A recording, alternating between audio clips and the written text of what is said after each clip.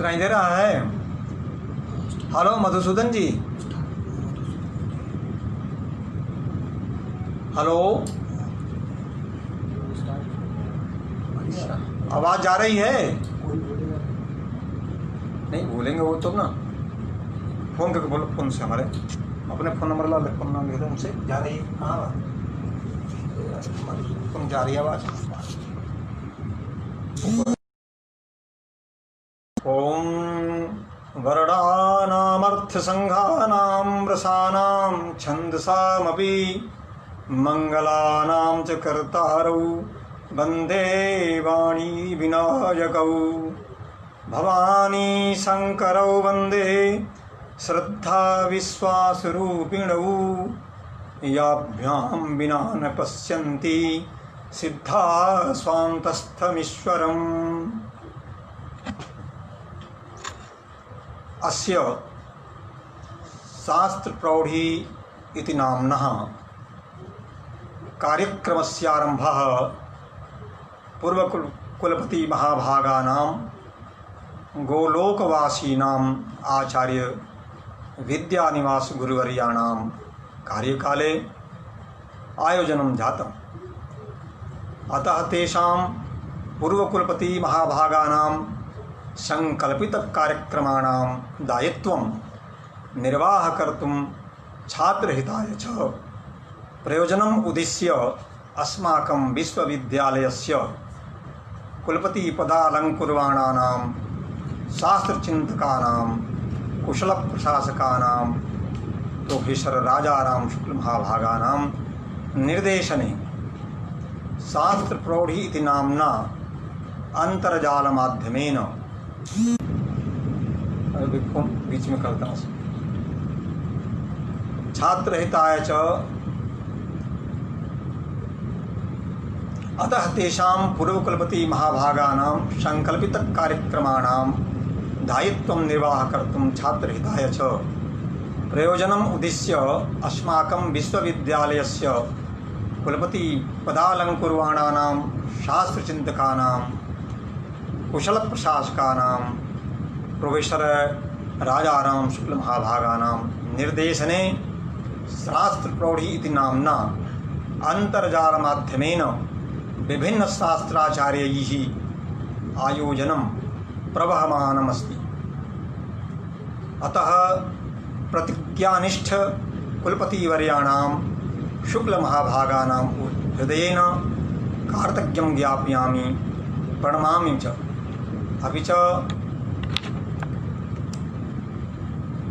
अपि च अस्मिन् कार्यक्रमे उपस्थितानां सर्वेषाम् अभिनन्दनं स्वागतं च व्याहरामि। वर्तमानसमये सम्पूर्णे अपि विश्वे कोरोना नामक महामारी इत्यस्य प्रभावो विद्यते। अतः छात्राणाम् उपकारार्थम् जालमाध्यमेन कार्यक्रमो अयं प्रचलति।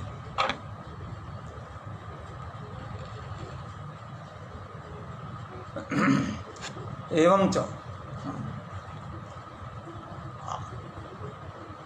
सम्प्रति आशासे सर्वेपि आचार्याः छात्राः अन्यजनाश्च अत्यन्तावश्यकं कार्यं विहाय स्वगृहे एव स्थिता भवेयुः।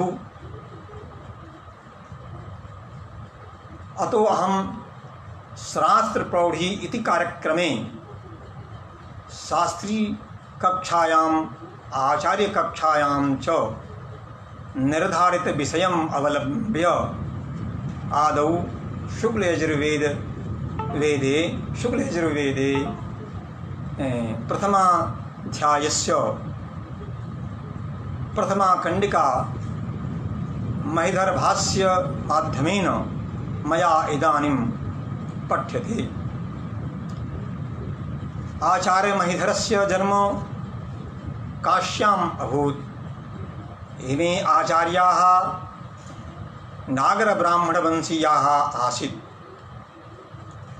तेषां महाभागानाम् अध्ययनं काश्यामेव जातम्। तथा च महिधर भाष्योपरि उबट भाष्यश्च भाष्यम प्रतिलक्षिता अस्ति। महिधर भाष्ये निरुक्त श्रौत सूत्रादि उद्धरणानि सन्ति। भाष्येऽस्मिन् यागक्रियायाः विधानं सरलं प्रामाणिकं चास्ति। पुनः सर्वेषाम् अभिनन्दनं कृत्वा सर्वेषां छात्राणां सौकर्याय अहं हिंदी भाषायाम् अवलम्ब्य वदामि।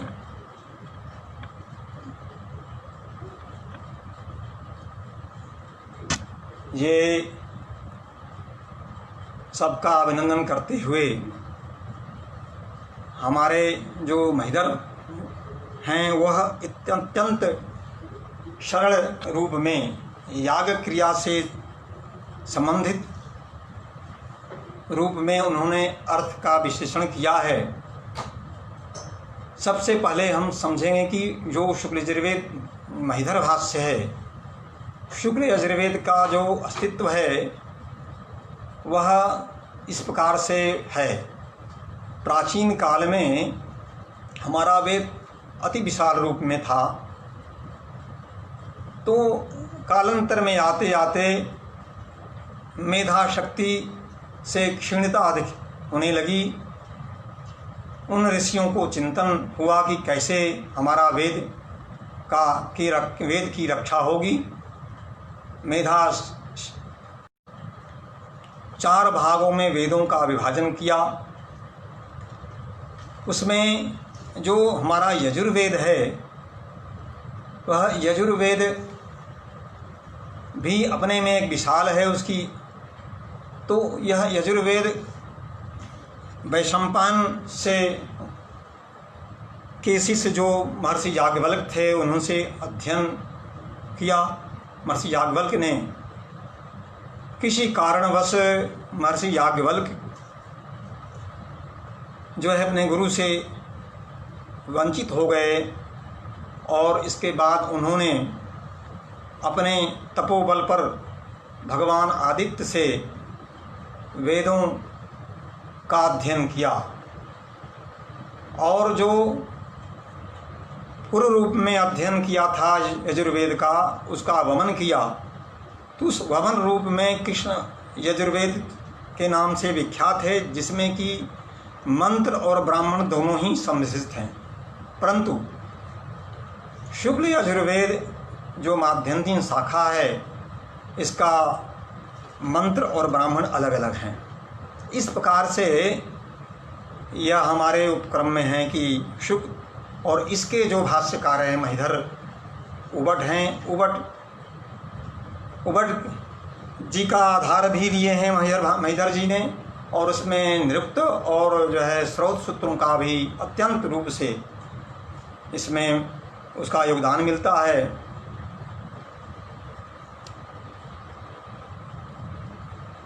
अतः हम कहेंगे कि शुक्ल यजुर्वेद जो है में मंत्र हमारा जो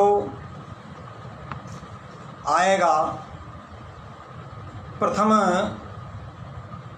शुक्ल यजुर्वेद महिधर भाष्य में प्रथम मंत्र है। उस मंत्र में यह जो मंत्र है वह दर्शपूर्णमास याग में विहित है। तो दर्शपूर्णमास याग जो होता है वह दर्श में 3 याग इष्टियाँ होती हैं, पूर्णमास याग में 3 इष्टियाँ होती हैं। दर्श में 3 याग ये हैं, आग्नेय पुरोडास याग, इंद्र देवता का दधिद्रव्यक याग दूसरा है, और तीसरा जो है इंद्र देवता पयोद्रव्यक याग। इस प्रकार से दर्श याग में इष्ट याग में 3 याग का विधान है।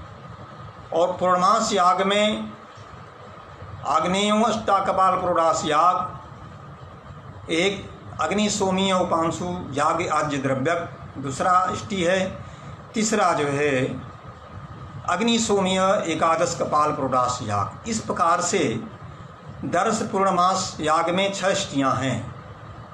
यह इसलिए कह रहा हूँ कि यह जो मंत्र है हमारा आएगा पहला शुक्ल यजुर्वेद माध्यम शाखा का पहला मंत्र दर्श पूर्णमास याग में ही उस याग मंत्र का विनियोग है। तो इसलिए उस दर्श पूर्णमास याग का मंत्र का विनियोग है, इसलिए इसकी हम थोड़ा चर्चा करते हैं कि इसमें कुल के 6 याग हैं। इसी को संन्याय याजी याग भी कहते हैं। और दर्श मास 2 जो है दर्श और पूर्णमास है, पहले पूर्णमास याग होता है, इसके बाद दर्श है। लेकिन दर्श पूर्णमास जो है पूर्व दर्श कहते हैं, पूर्णमास बाद में कहते हैं। यह सूत्र के अल्पाच्चतरम सूत्र के द्वारा यह दर्श पूर्णमास का विधान बनता है। तो दर्श जो है का अमावस्या में और पूर्णमास पूर्णिमा में होता है। पूर्णिमा में अमावस्या के पहले दिन ही जो है अध्वर्यु नामक ऋतु क्या नाम है कि वो पलाश शाखा शमी शाखा का छेदन करने के लिए इस मंत्र का विनियोग करता है। मंत्र है हरि ओम इखे त्वोर्जेत्वा वायवस्थ देवो वाह सविता प्रार्पयतु श्रेष्ठतमाय कर्मण आप्यायध्वमग्न्या इंद्राय भागं प्रजापति रनमीवा आयक्षमामा वस्तेन ईशतमघशगुं सोध्रुवा अस्मिन् गोपदौ स्यात् बहविर्यजमानस्य पशून् पाहि। यह पूरी एक कंडिका है। इस कंडिका में 5 मंत्र होते हैं।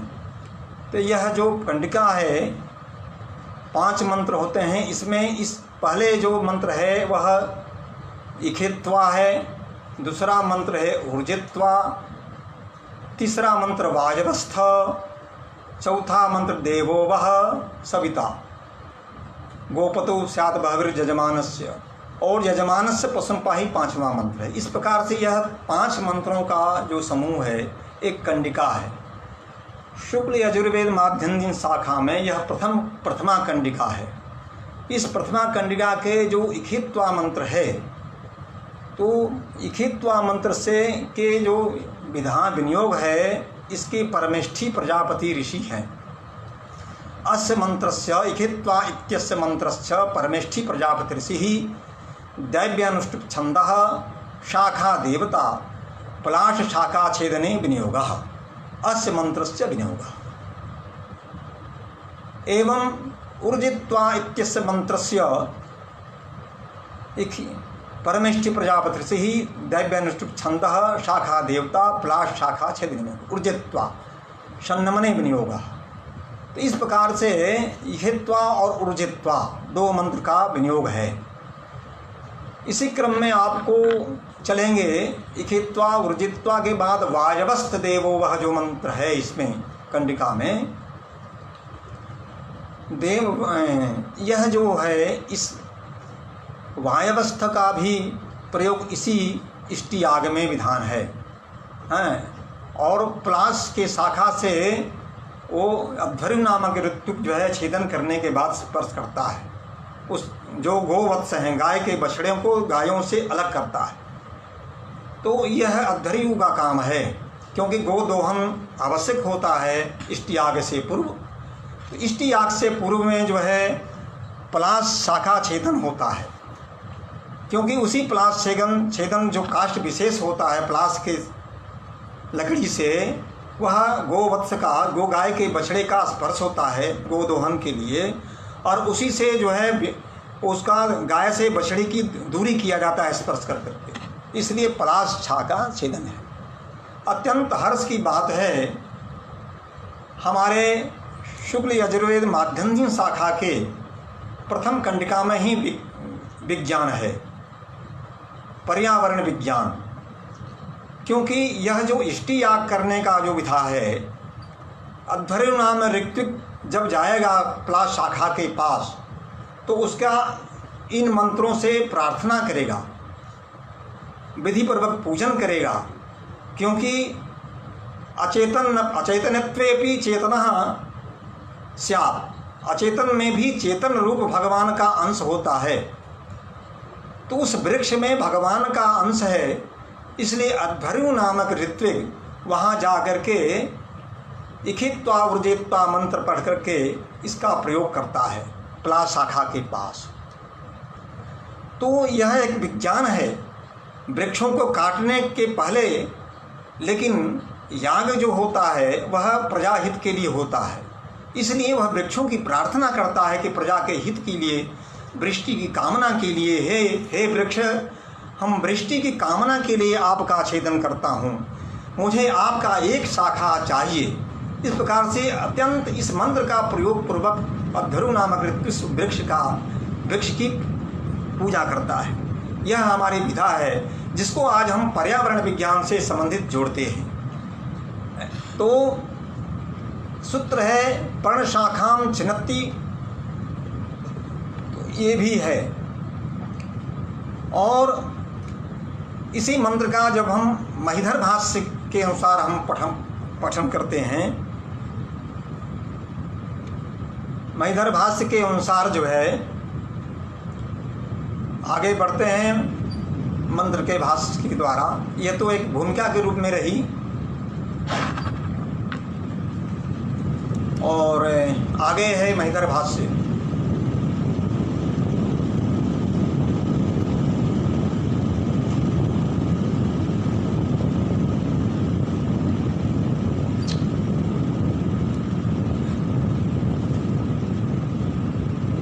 हाँ, तो इखित्वा ऊर्जित्वा जो मंत्र का हम प्रयोग करते हैं, इसमें क्रियापद नहीं है। इखित्वा एक मंत्र, ऊर्जित्वा दो मंत्र, इसमें कहीं भी क्रिया का विधान नहीं है, लेकिन इसका अध्याहार करते हैं क्रिया का। छिन्नदमी का अध्याहार, इन्होंने छिन्नदमी का अध्याहार करके मैंने इखित्वा छिन्नदमी, इखित्वा मंत्र पढ़ के अध्वर्यु नामक उस काष्ठ विशेष का छेदन करता है। और ऊर्जित्वा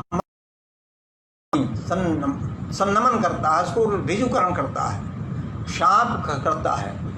तो इखित्वा जो मंत्र का विधान है, कहता है अध्वर्यु नामक, हे शाखे इखित्वा छिन्नदमी, क्यों कहता है कि इसलिए छेदन करता हूँ कि वृष्टि त्वाम छिन्नदमी, हे शाखे वृष्टि के लिए मैं तुम्हारा छेदन करता हूँ।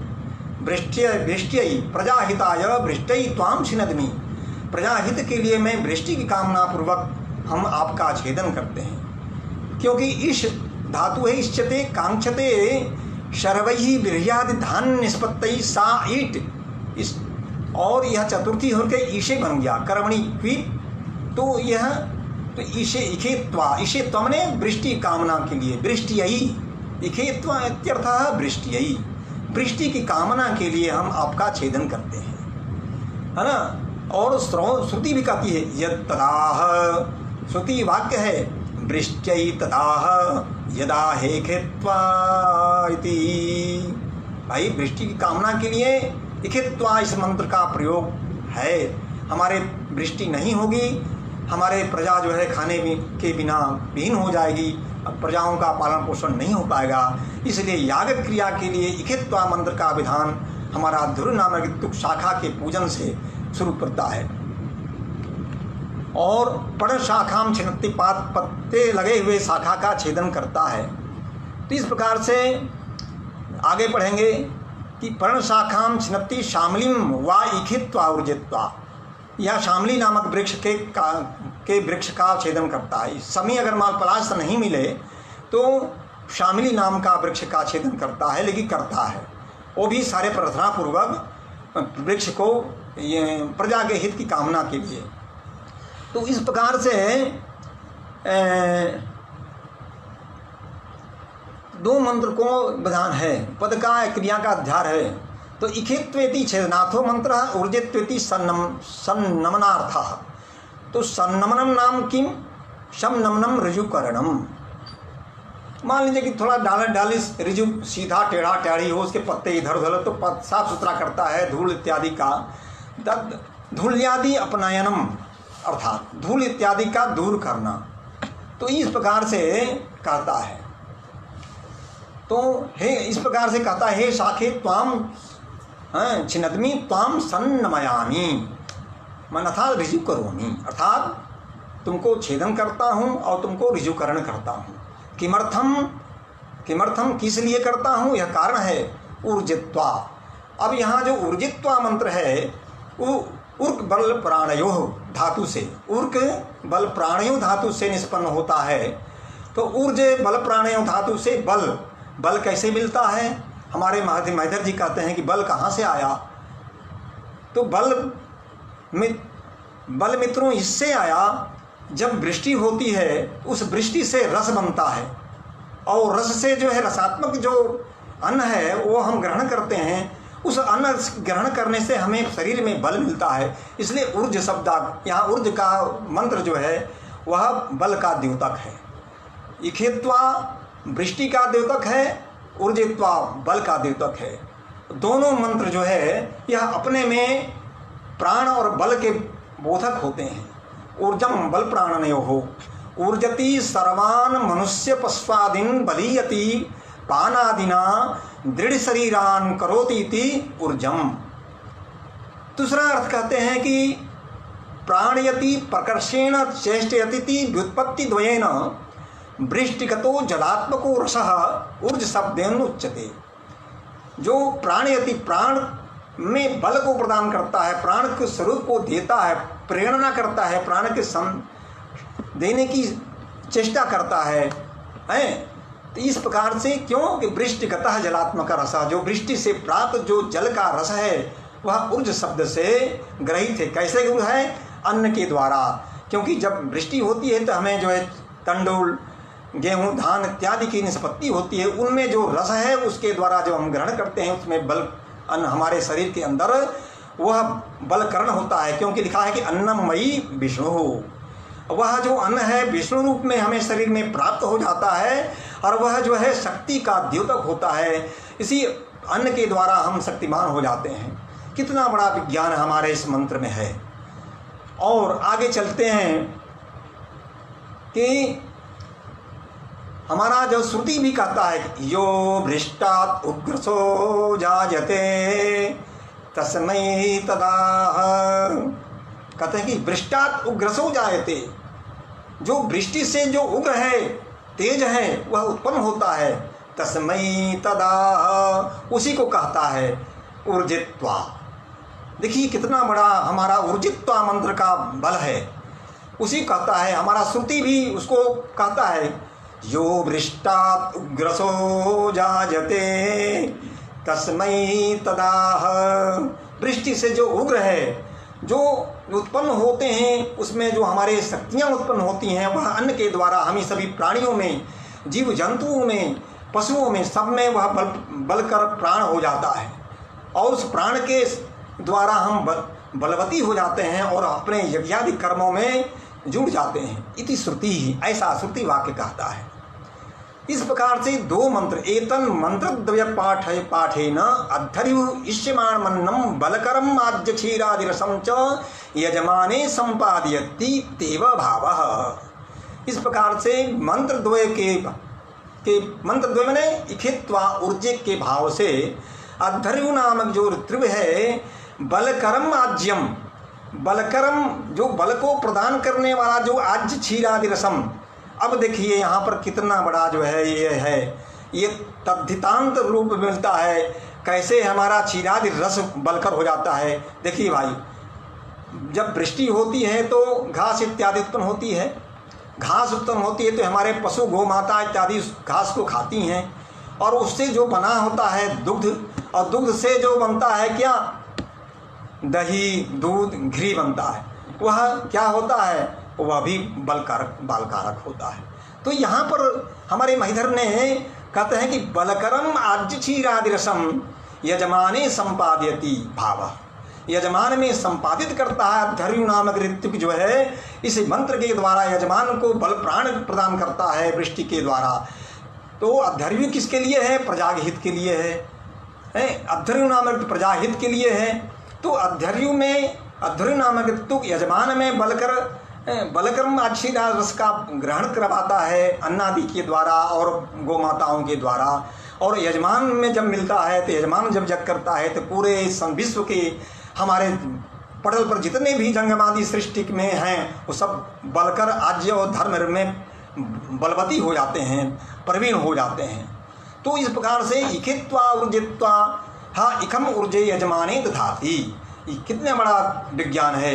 इखित्वा ऊर्जे त्वा यजमाने दधाति, यजमान में स्थापित करता है रूधा धारणे धातु से, दधाति यजमान में स्थापित करता है इस मंत्र के द्वारा। संपादित इत्यर्थः। ये है हमारा विज्ञान, ये हमारी है पाठ। तो हमारा विज्ञान अपने में भरा होगा। इखेत्वा ऊर्जित्वा इखम ऊर्जम यजमाने दधाति इति तितिर्वचना। तितिर मुनि भी कहते हैं कि यह जो इखेत्वा ऊर्जित्वा मंत्र है यजमान में स्थापित करता है अध्वर्यु नामक, और यजमान में स्थापित करता है तो पूरे विश्व को प्रभाव डालता है। पूरे विश्व हमारा धर्मनिष्ठ हो जाता है, बलकर प्राण से युक्त हो जाता है। कात्यायन भी इसी बात को कहते हैं। कात्यायन कहते हैं कि भाई जब बलकर प्राण से युक्त हो गया तो इसकी प्रक्रिया क्या है? कहते कात्यायन मातृभे वत्सान संसृज्य वत्सम शाखयो उपस्पृशति वायवस्थ इति वायुर्देवता। अब कहते हैं कि मातृभीर वत्सान संसृज्य, माताओं से बछड़ों को जब एक साथ रहते हैं तो उससे इस पलाश शाखा से वत्सम शाखयों उपस्थिति, शाखा से वो स्पर्श करता है दूर करने के लिए कि भाई अब दोहन हो गया, आप अलग हो जाइए, गौ माता जाएंगी चरने के लिए। इस प्रकार से शाखा से स्पर्श। और वायवस्थ मंत्र का भी विनियोग इस याग में 5 मंत्र बताए थे जो, तो वायवस्थ मंत्र करके इति वायु देवता, इसके वायु देवता हैं। वायु देवता है वातीत वायु जो हमेशा गमनशील होता है, हमेशा गमनशील। वायु हमेशा गमनशील है, कभी रुकता उकता नहीं है। रुक जाए तो हम लोग सभी संसार नष्ट हो जाएगा। तो वातीत वायु यह यास की निर्वचन है। और धातु वा गति गंधन्यो होते बनता है। वा गति गंधन्यो वांति गच्छन्तीति वायवः गंतारः। अब कहता है वायवस्थ मंत्र से गुरु नाम वांति वायवस्थ इत्यनेन मंत्रेण अध्रु नामक ऋत्वेग है ना कथयति वायवो गंतारः। हे वत्स तुम जो वायु के समान गमन जाने वाले हो जाओ। गंता गंतारो गंतारः, जाने वाले हो जाओ, अन्य गमनशील हो जाओ। हैं माता के साथ छोड़ दो, क्योंकि अगले दोहन में भी इनका हमें दूध की आवश्यकता है। इस प्रकार से प्राहे वत्साहा जूयम वायवस्थ मातृभ्यः सकाशात् अन्यत्र गंतारो भवत। माताओं से अलग होकर के अन्य मार्ग का दूरी गमन करो। इस प्रकार से प्रार्थना करता है। इस प्रकार इतनी सुंदर प्रार्थना बताइए, गौ माता की प्रार्थना, बछड़े की प्रार्थना, यह हमारा ये धर्म है। मातृभिः सह गमने सती सायं गो दोहो न लभ्यते इति प्राय। अगर माता के साथ हम बछड़े को छोड़ दें तो शाम को उसका दोहन नहीं होगा, फिर कैसे हमारा यज्ञ होगा भैया, दही कैसे जमेगी। तो इस प्रकार से इसका राय है। यदि दूसरा करता है कि वायु सादृश्यम, फिर वायवस्थ जो मंत्र का प्रयोग किए हैं महाधर जी ने लिखे हैं कि वायु का अर्थ एक भी है। क्यों? तो वायु सादृश्यात् वत्सानाम वायुत्वम। भाई देखिए, वायु के समान जो वत्स बछड़े होते हैं वह बहुत छटकते हैं, वायु के समान खूब चलते हैं, स्वतंत्र होते हैं, उनको कोई बांधने की प्रक्रिया नहीं, खूब स्वतंत्र घूमते हैं, वायु के समान खूब कूदते हैं फिरते हैं। इसलिए वायु का प्रयोग है। हमारे महिधर जी ने इसका अर्थ किया है। कैसे? यथा वायु पाद प्रक्षालन स्थिवान उपहताम भूमि शोषित्वा पुनाति। कहा कि वह एवं वत्सः अप्यनुलेपन हेतु भूत गोमयादि दानेन भूमि पुनन्ति। कहा कि भाई जो बछड़े की जो गोमय है ना, वायु पाद प्रक्षालन, वायु के द्वारा जो उनके गोबर से जो हम उपलेपन करते हैं भूमि है, उस भूमि से पवित्र भूमि बनने, भूमि शोषित्वा है ना। हमारे जो वायु है वह पाद, हम जो पैर धोते हैं, हाथ धोते हैं या जो गंदे पदार्थ हैं उनको वायु जो है क्या करता है, वह उपहुताम भूमि से अलग कर करके शोषिता पुनाति पवित्र कर देता है।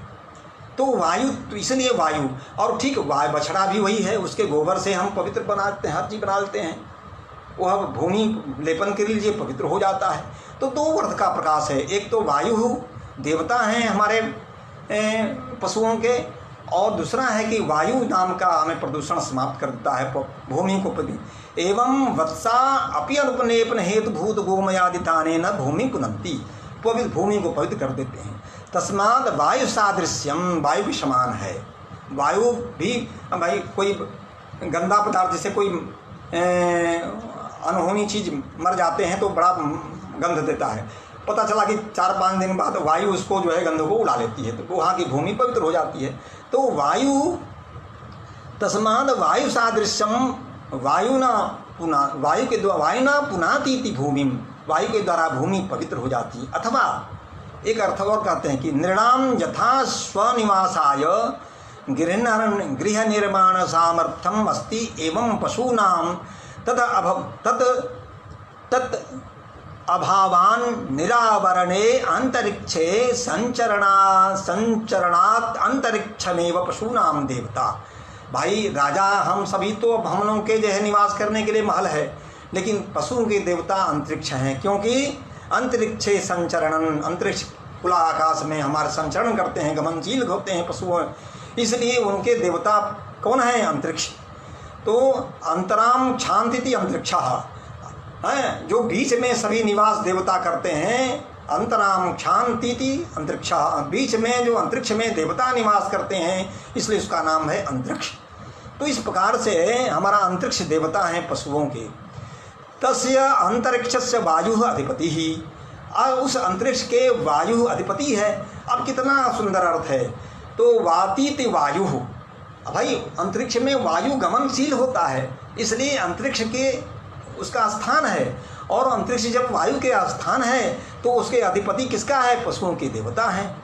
तो इस प्रकार से हमें जो है अंतरिक्ष ही पशुओं, वायु ही जो है पशुओं के देवता बनाए गए हैं। यह हमारे मैथर जी ने उपट के भाष्य से, सायण के भाष्य से, अनिरुद्ध के वचनों के द्वारा अर्थ किए हुए हैं। सच वायु स्व अवयवम अवयवनिव पशून पालयति पशूनाम वायु रूपत्वम, वही वायु जो है अवयव माने पशुओं के जो अंग हैं, उन अंगों को पशुओं की तरह रक्षण करता है। अरे हम लोग ऑक्सीजन से ही चलते हैं ना, प्राण वायु से ही, तो बल प्राण करता है वह वायु, इसलिए पशुनाम वायु उत्तम, पशुओं के देवता है। इस प्रकार से हमारे जो है यह वायवस्थ, तो एक मंत्र वा इखेत्वा ऊर्जत्वा वायवस्थ, 3 मंत्र का प्रयोग यहाँ पर है। और आगे तो इस प्रकार से आगे है, तो पशुन वायवे समर्पयितुम वायुरूपत्वाम आपद्य वायवः, इस मंत्र का प्रवर्तित है। तिथिन भी कहते हैं वायवस्थत्याह, वायुर्वा अंतरिक्षस्य अध्यक्षः, अंतरिक्ष देवता, अंतरिक्ष का वायु ही अध्यक्ष है, स्वामी है, और अंतरिक्ष के देवता भी है। तो इस प्रकार से खलु पशवो वायवः एव एतान् परिदधाति इति, इस प्रकार से जो पशु हैं वह वायु से ही संप्रेषण, उनका पालन पोषण होता है, अंतरिक्ष के रूप में विचरण करते हैं। यदवा दूसरा अर्थ करते हैं कि तीर्ण भ्रक्षणाय अहनि तत्र तत्रारण्ये चरित्वा सायं काले वायुवेगेन यजमान गृहे समागमनाय पशून प्रवर्तयितुम वायुरूपत्वम वच्यते। कहते हैं कि भाई तीर्ण माने घास फूस खाने के लिए अरण्य में, जंगल में चरने के लिए जब सायं काल में चर करके हमारे गौएं माता लौटती हैं तो कैसे लगते हैं, वायु वेगेन, वायु के समान घर भागी रहती हैं, दिन भर कहीं रहेंगे लेकिन शाम होते ही अपने वायु के समान गमनशील हो जाएंगे अपने मालिक की घर, यजमान गृह। तो इसलिए वायवस्थ शब्द का प्रयोग वहाँ कहा। समागमनाय पशुन प्रवर्तितुम वायु रूपत्वम उपचर्यते, इसलिए वायु रूपत्वम का विधान यहाँ पशुओं के देवता वायु हैं। इस प्रकार से यह हमारे मैथर ने इस वायुवस्थ मंत्र का प्रयोग किया है। कात्यायन सर्वसूत्र में इस कंडिका के इस कार्यक्रम में सूत्र है कात्यायन सूत्र, देवो वह इति मात्रेणाम एकाम व्याकृत्य ऐन्द्रम भवति माहेन्द्रम वा इति। इस मंत्र का, क्योंकि हमारे महिधर ने कात्यायन को भी इष्टि यागों में कात्यायन सर्वसूत्र का भी विधा है, उसी विधा से यह मंत्र का प्रयोग चलता है। इसलिए बीच बीच में मंत्रों में कात्यायन सर्वसूत्र का भी विधान दिए हुए हैं कि इसके बाद उसका विनियोग कहाँ है। तो अब कह रहे हैं कि कात्यायन देवो वह, अब वायवस्थ देवो वह जो मंत्र है, इस मंत्र का प्रयोग मातृणाम एकाम व्याकृत्य, माने गौएं रहती हैं दोहन के लिए, उसमें एक गौ माता का दोहन करने के बाद एकाम व्याकृत, एक जो बछड़ी उसके बच्चे हैं उसको अलग कर करके ऐन्द्रम भवती माहेंद्रम, इंद्र देवताक और महेंद्र देवताक वा हैं का विनियोग होता है। तो इस प्रकार से इसका अर्थ है। तो बछड़ों को वत्सानाम मातरो या गावः सन्ति, बछड़ों के जो माता हमने बहुवचन है, माताएं जो रहती हैं, इसका अर्थ बता रहे हैं मैदर जी ने अपने भाष्य में कि वत्सानाम मातरः या गावः सन्ति तासां मध्ये एकाम ज्ञाम व्याकृत्य पृथक्कृत्य देवो वह इति मंत्रेण शाखयो उपस्पृशेत। कह रहे हैं कि भाई कि जो वत्सानाम बछड़ों के साथ जो माताएं हैं, या गावः जो गायें हैं, तासाम मध्य उन गायों के बीच में एकाम गाम, एक गाय को अलग कर करके देवो इति मंत्रेण, इस मंत्र के द्वारा शाखजो स्पृष्टि, शाखे की उस परास शाखा से स्पर्श करता है, जो हम पहले का सारांश रूप में बता चुके हैं। तथा सती गो संबंधी दधि रूपम हवि इंद्रम माहेंद्रम वा भवती इति।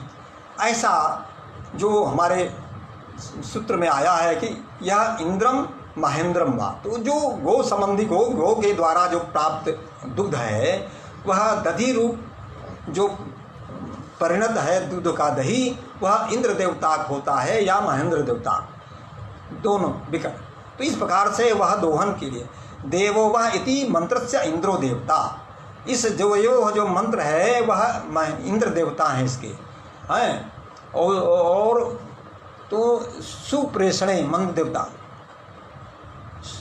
इंद्रो देवो व सुवती स्वस्व व्यापारे प्रेरित सविता, सविता मंत्र में सविता देवो वह आया है ना, सविता देवो वह सविता, सविता जो धातु सविता प्रसविता कहते हैं, सविता सबको प्रेरणा करता है। सविता माने भगवान सूर्य जो उदय काल में सबको प्रेरणा, उनके उदय होते ही सारे जगमादी सृष्टि जो है अब उनको प्रेरणा हो जाती है कि हम सुबह हो गया, हम लोग सब अपने अपने कामों में धर्म कर्म में लगे।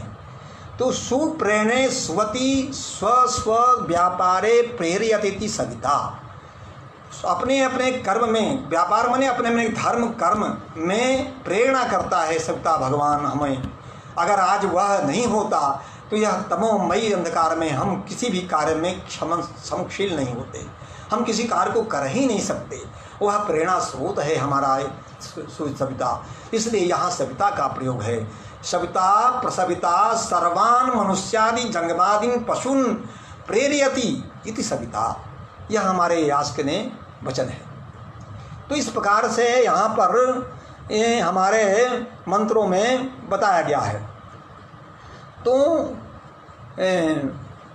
देव, अब सविता देवो वह, तो देव इत्यस्य को अर्थः द्योतमान, द्योतनशील दानाद वा, दानशील है, द्योतमान है, प्रकाशमान है। परमेश्वर जब सबके ईश्वर मालिक हैं वह देवता हैं। इसलिए हमारे शास्त्र ने कहा कि जो मंत्र होते हैं यद काम ऋषिरस्याम देवतायाम अर्थमिच्छन परंते स मंत्र देवता को भवति, वह मंत्र देवता से संबंधित होता है। हमारे शास्त्र ने कहा है कि जो इस कामना से ऋषि जिस मंत्र का प्रयोग करते हैं उन मंत्रों, उन देवताओं के मंत्र निश्चित रूप से वही मंत्र होते हैं। देवता वह देवता मंत्र होते हैं, देव है ना, दैवत मंत्र होते हैं। तो इस प्रकार से जो सविता है वह प्रेरणा करता है, कितना बड़ा विज्ञान है सबको प्रेरणा करने का। संसार को आज हम जब प्रेरणा हमें नहीं मिलेगी तो हम विज्ञान क्या खोज करेंगे। तो ये हमें प्रेरणा करता है भगवान सविता। इसीलिए आज हमें सरकार या कह रही है कि आप जो है प्रदूषण मत फैलाइए, मत कुछ कीजिए। इस प्रकार से सविता का हमारे प्रति बहुत ही योगदान है। वह देवता है, हमें दान करता है अपनी सारी चीज़ें, उसी के सहारे हम सब जीते हैं। इसलिए यहाँ सविता प्रार्पयतु प्रभूत तृणोपेतम वनम गण्यतु। आप प्रभुत बने, बहुत काफ़ी, बहुत अधिक से अधिक तृणों में तृण घास इत्यादि। आप ऐसे जंगल में, ऐसे जगहों में जाइए जहाँ घासों का ढेर भरा हो। वनम गम्यतु, उस वन को प्रति आप गमनशील हो जाइए। इस प्रकार से प्रार्थना है गाय माता का। इसलिए उस गाय का नाम है अग्न्या गौ। आज हमारे सरकार जो है गायों की प्रार्थना करता है, गायों के लिए योगदान करता है, पैसे देता है कि आप हम गायों की रक्षा कीजिए। इस प्रकार से हमारा गायों के प्रति हमारी सरकार आज जग गई है। यह सरकार गायों के लिए हमारे कितना बड़ा योगदान दे रही है। इसलिए हमारे शास्त्र में विधान है कितना प्रार्थना, हे गाव, हे गौ माता, वह जुष्मान आप सभी प्रभु तृणोपेतम वनम, जहाँ अधिक घासें हों वहाँ जा कर के आप चले जावें। कितना बड़ा प्यार है, प्रेम है गौ माताओं से। किमर्थम, किस लिए जाएं हे माता, आप किस लिए भेज रहा हूँ यहाँ कर रहे हैं। श्रेष्ठतमाय कर्मणे, करें भाई श्रेष्ठतम कर्म है भैया। श्रेष्ठम और श्रेष्ठतरः और श्रेष्ठतमम, श्रेष्ठम श्रेष्ठतरः और श्रेष्ठतमम। तो यहाँ श्रेष्ठतमम कर्म, श्रेष्ठतमाय कर्म ने कहा कि इससे बड़ा कोई कर्म नहीं है। बाप रे बाप हैं, यहाँ इससे बड़ा कोई कर्म ही नहीं है। क्योंकि यह जो यज्ञ इष्टि है, अगर यही इष्टि नहीं होगी तो वृष्टि कहाँ होगा, यह वृष्टि नहीं होगी तो हम कहाँ रहेंगे। इसलिए श्रेष्ठतम कर्म है याग, जो कर्म है इष्टि याग, वह श्रेष्ठतम हमारे मंत्र में आए। श्रेष्ठतमाय कर्मणे, श्रेष्ठ कर्म में हमें संयोग बनाना है। हमारे धर्म नामक उस प्रार्थना करता है, हे गौ माता, इतना बड़ा श्रेष्ठ कर्म में हम करने के लिए तत्लीन हैं। आप तीनों घास पेट के लिए चले जाओ में, और हमें श्रेष्ठ कर्म करने के लिए आपके योगदान मुझे मिले, इस प्रकार से प्रार्थना करें। हमारे मैधर ने कहा है कि भाई यहाँ कर्म का क्यों विधान है, यहाँ यज्ञ का क्यों नहीं विधान है।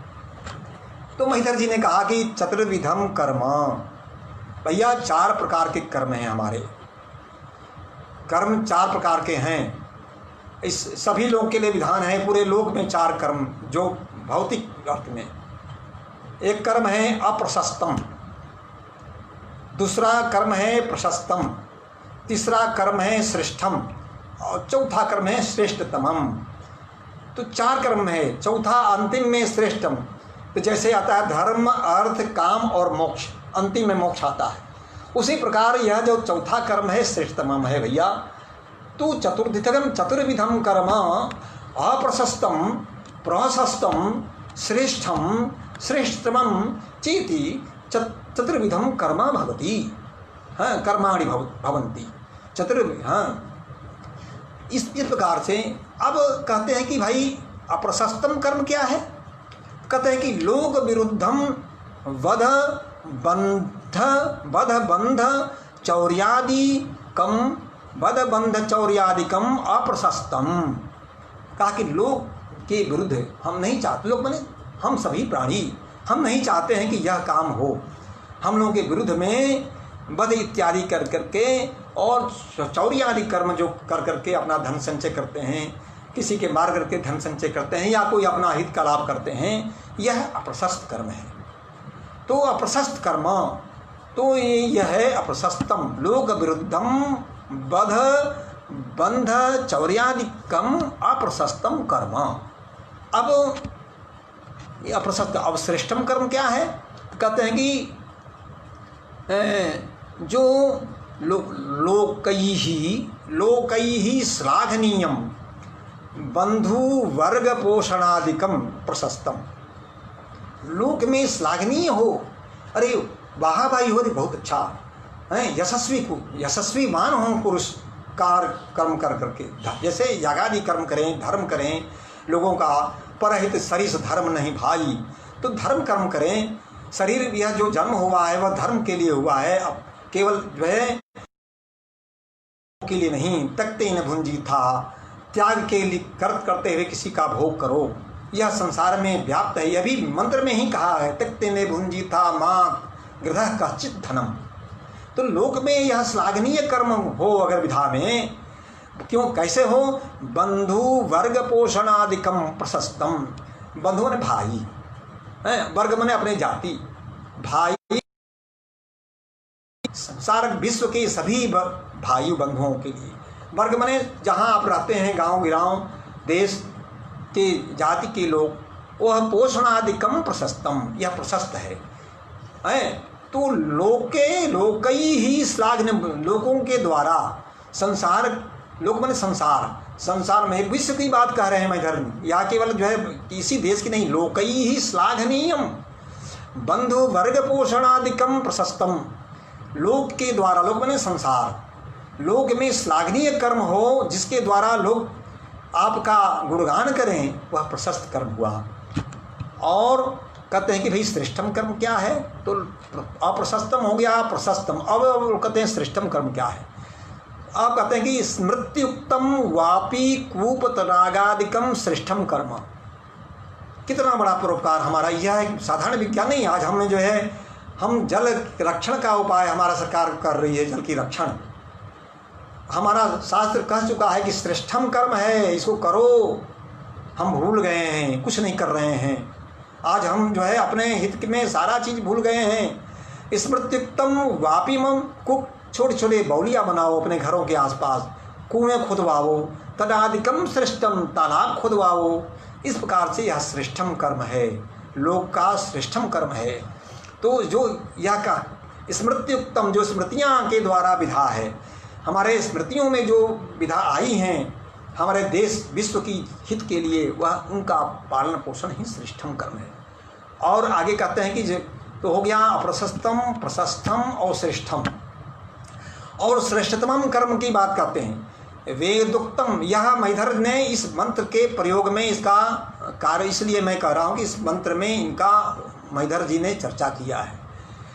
यह क्योंकि यह इष्टि याग है, तो इष्टि याग का विशेष रूप है कि भाई हम एक पेड़ के पास जा करके, एक गौ माता के पास जाकर इतनी सारी प्रार्थना कर करके यह एक उदाहरण दे रहे हैं मैधर जी कि भाई यह श्रेष्ठम। और श्रेष्ठतम कर्म क्या है? वेदोक्तम यज्ञ रूपम श्रेष्ठतमम इति तद लक्षणम। वेद में जो बताई गई है, वेद क्या है? अपौरुषेय वाक्यम, अपौरुषेयम वाक्यम वेद है।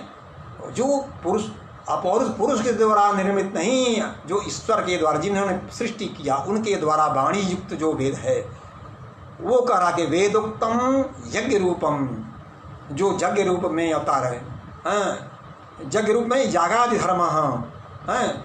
यज्ञ कहते कि जो यज्ञ इत्यादि ही धर्म है, यज्ञ रूप है। तो श्रेष्ठतम, यह श्रेष्ठ कर्म है, इस प्रकार से इसका लक्षण कहते हैं। तो अब उसका कहते हैं कि श्रुति वाक्य का उदाहरण हमारे मैधर कहते हैं कि भाई कैसे आप श्रेष्ठतम कह दिए?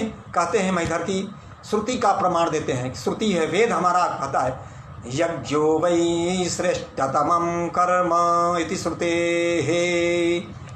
यज्ञो वै श्रेष्ठतमं कर्म, यज्ञ ही श्रेष्ठतम है, इसके कोई यज्ञ नहीं। यह उदाहरण दे रहे हैं, श्रुति वाक्य का उदाहरण मैधर जी यहाँ स्थापित कर रहे हैं कि यह श्रेष्ठतम कर्म है। इसलिए हमारे जो मंत्र है सब देवो वह सविता पुनातु कह करके मंत्र का प्रयोग, श्रेष्ठतमाय कर्मणे, देवो वह सविता पुनातु श्रेष्ठतमाय कर्मणे, श्रेष्ठतम कर्म है। इसलिए प्रकार से हमारा धर्यु नामक ऋत्विक हमारे जनता के लिए, हमारे विश्व के लिए प्रार्थना करता है।